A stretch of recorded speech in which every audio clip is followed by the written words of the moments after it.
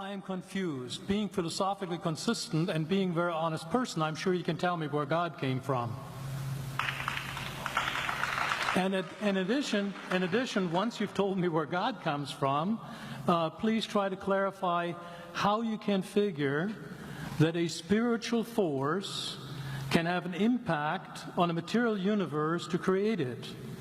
I think that some years ago we already talked about that kind of thing in philosophical circles at any rate, by posing the question, if angels are made of spiritual matter and a pen is made of material matter and spiritual matter displaces no space, how many angels can dance on the tip of a pen? So 2 questions. All right.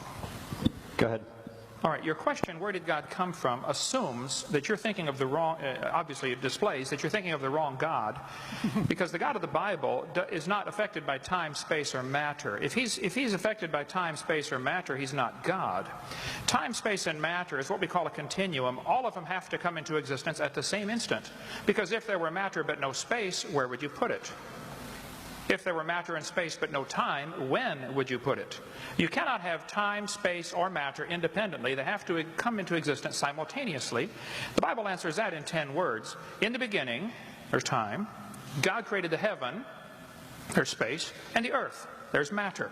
So you have time, space, matter, created a trinity of trinities there. Just, time is past, present, future. Space has length, width, height. Matter has solid, liquid, gas. You have a trinity of trinities created instantaneously, and the God who created them has to be outside of them.